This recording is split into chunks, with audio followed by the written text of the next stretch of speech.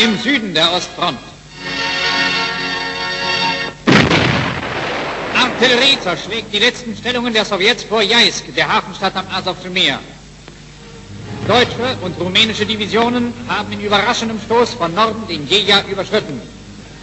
Rumänische Verbände dringen als erste in Jeisk ein.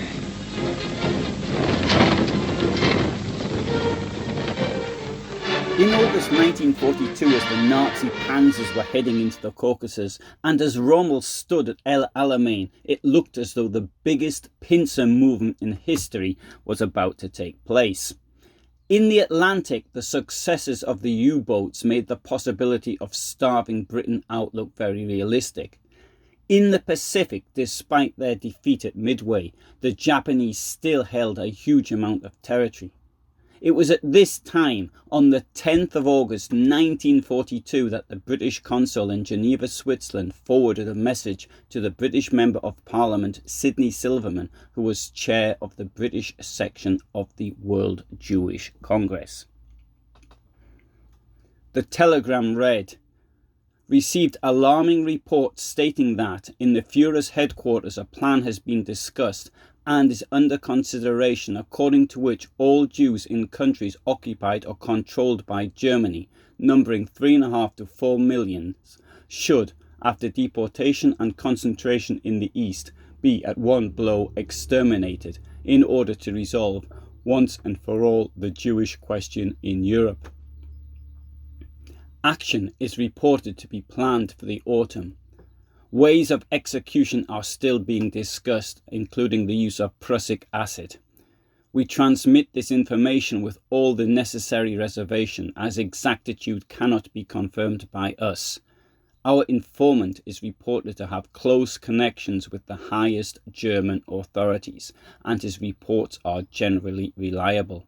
Please inform and consult New York." The very same telegram had been sent to the United States.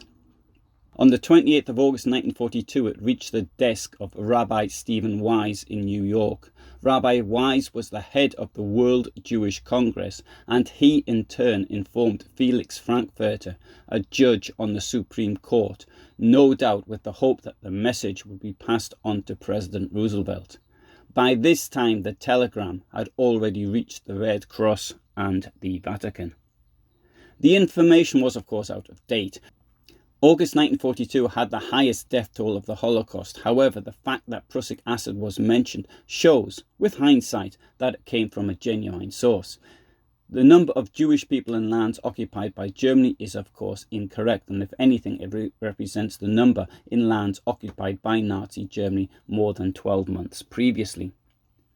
The telegram originated from Gerhard Riegner, who was then a 30-year-old working at the World Jewish Congress in Geneva.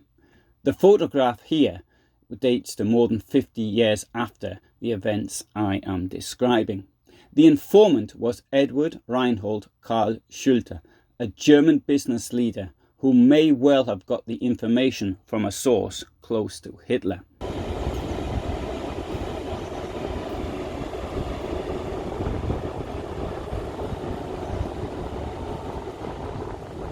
Schulte was born here in Dusseldorf on the 4th of January 1891. In 1909 he was involved in an accident when a wagon rolled over his foot and his leg had to be amputated. This meant that he was not fit for service in World War I and his business career could continue. In 1916, during the First World War, he was responsible for the wartime production of fats in the procurement office of the War Ministry, and thus also for German soap production. These contacts were useful to him as he later became managing director of the Sunlichtseifenfabrik AG, which is today part of Unilever.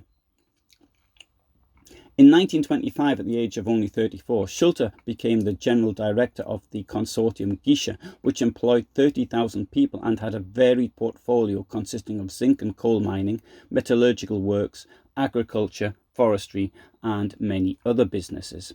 On the 20th of February 1933, Schulte was one of the business leaders invited by Hermann Goering to meet Adolf Hitler in order to contribute to his election fund, the details of which I have described in another video on this channel, and the link for which you can find below.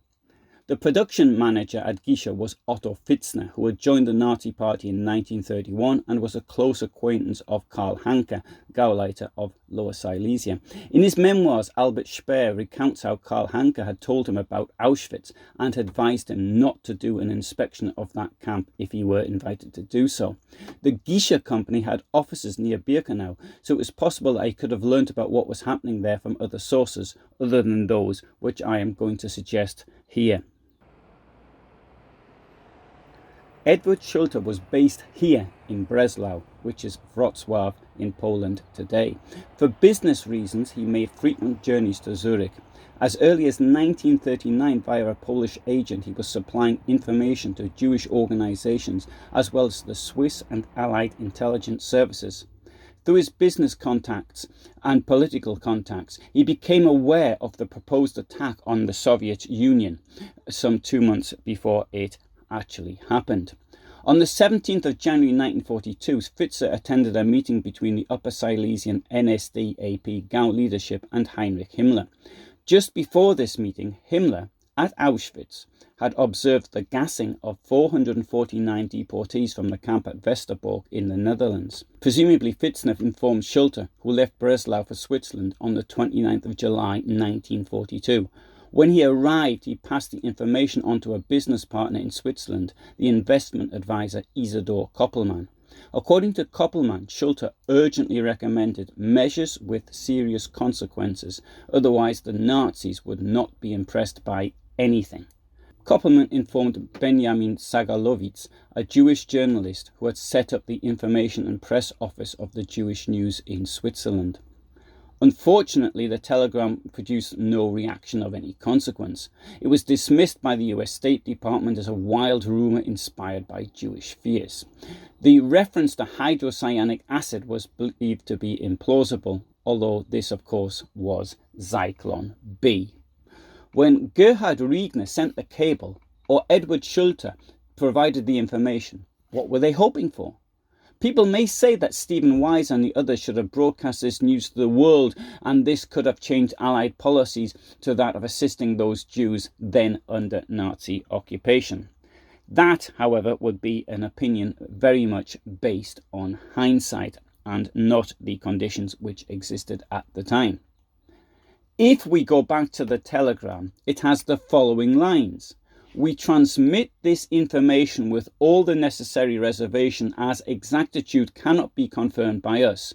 Our informant is reported to have close connections with the highest German authorities, and his reports are generally reliable.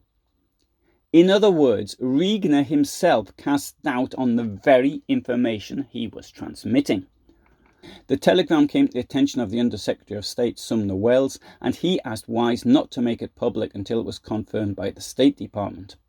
The fear was that, as the war was going so badly for the Allies, notwithstanding the victory at Midway, that public opinion could have gone the other way and questioned if the point of the war was just to save Jewish lives in Europe.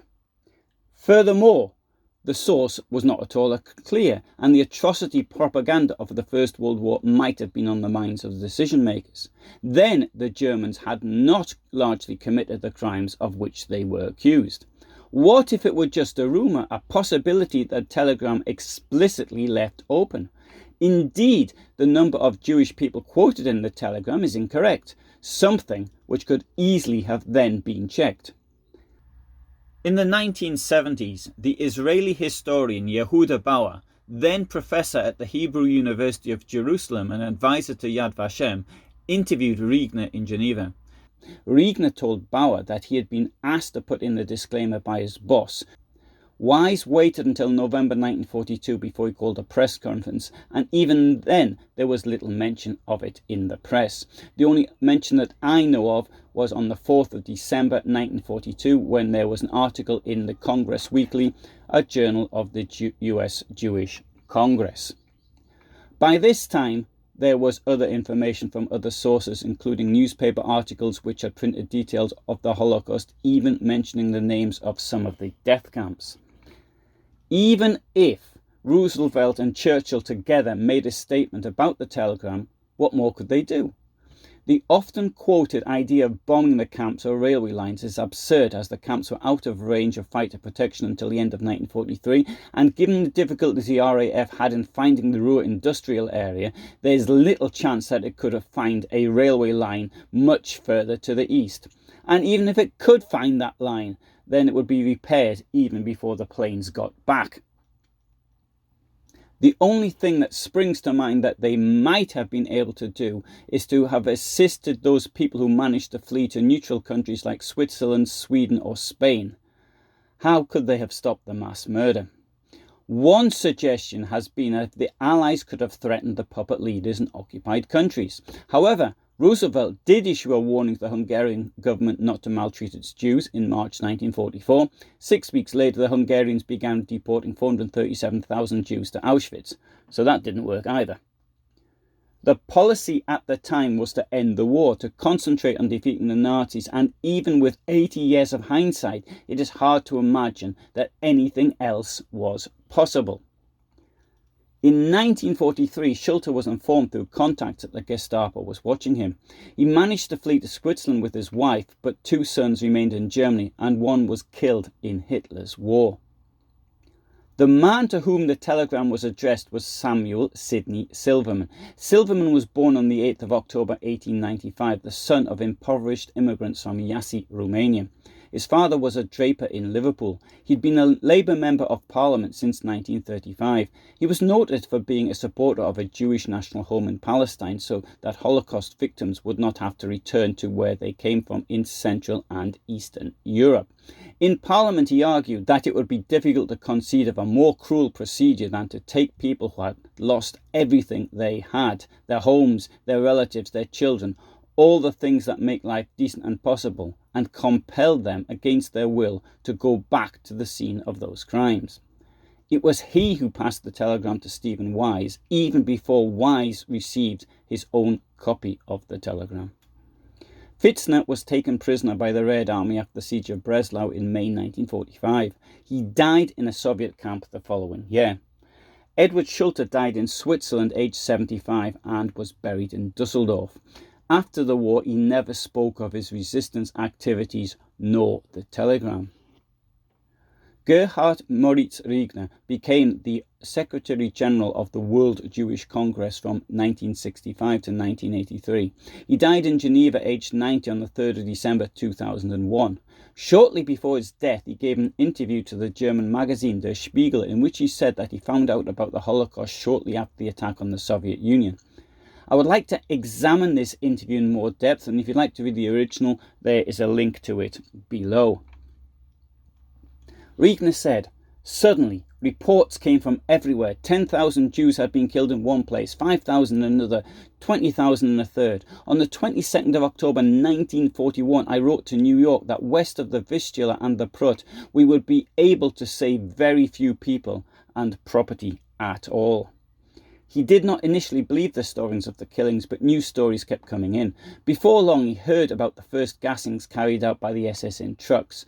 Information initially came from those Jewish communities that had not been destroyed. Later information came from messengers. In particular, he noted a Jewish merchant from Copenhagen who had helped Hermann Goering in World War I, probably enjoyed his protection and was therefore able to travel throughout the Reich. The merchant told Riegner that the community in Berlin had to pay for their deportation themselves. Riegner thought that this was the height of Nazi chutzpah, the victims having to pay for their own murder. The first eyewitness account occurred in September 1942.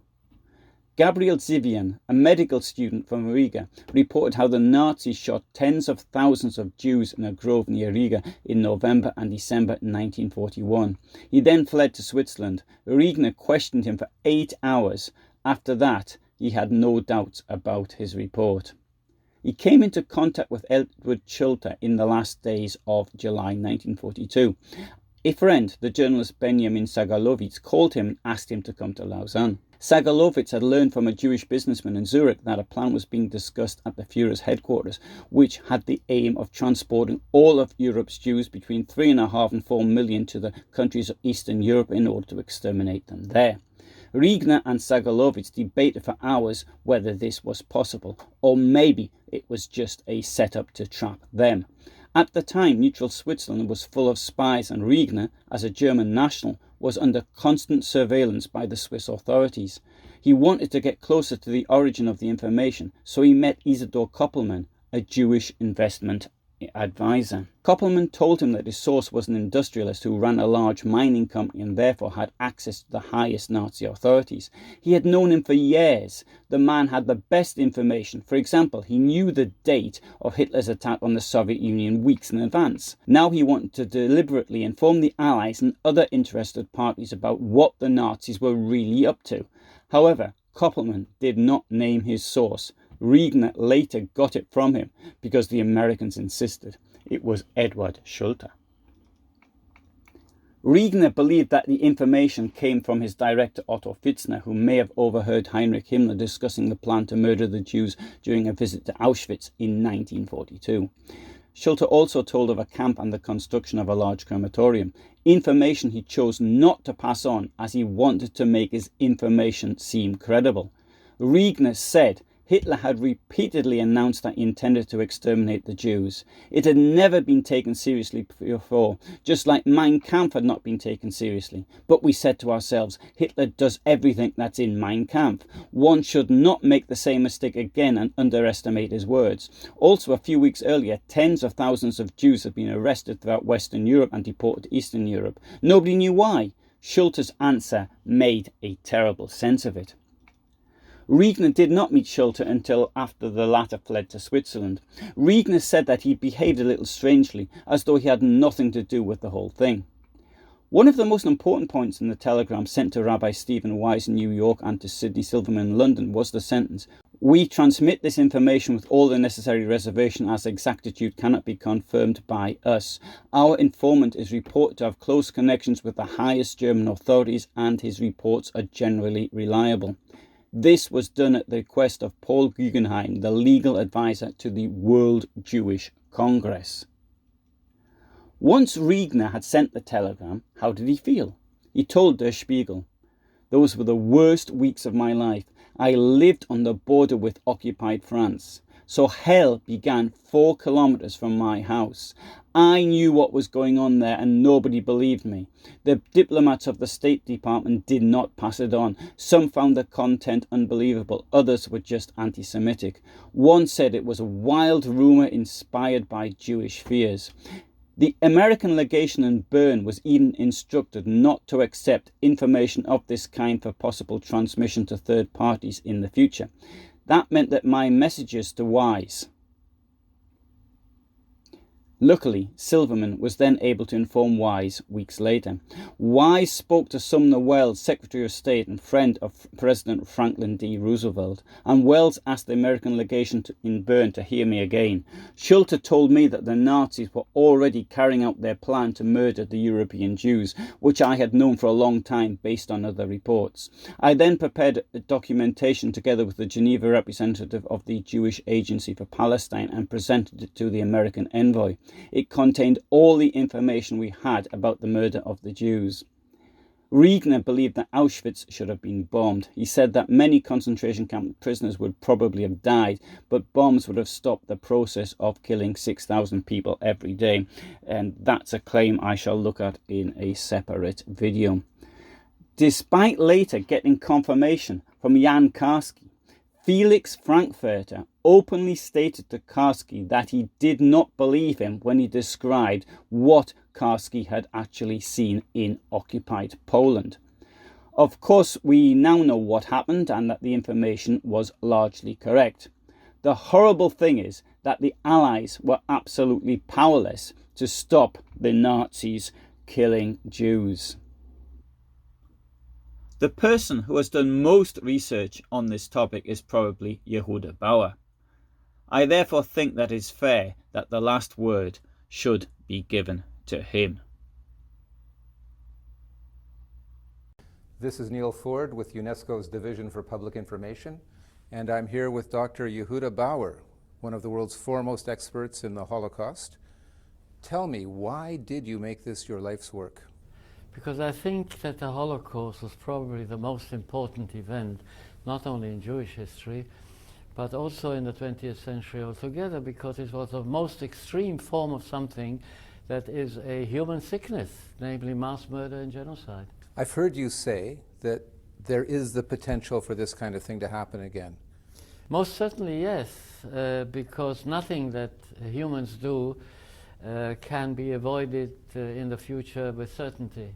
So that what happened in the past can happen again, not exactly in the same way, to be sure, but in similar ways. And in a way, the Holocaust was a precedent that in part has already been followed. As it was the most extreme case, it is paradigmatic. It's very important to note that this is the most extreme way that can be repeated. We have seen smaller genocides in the 60 or 70 years since the Second World War, and some attempts by the international community to control them. What's your opinion of the international response?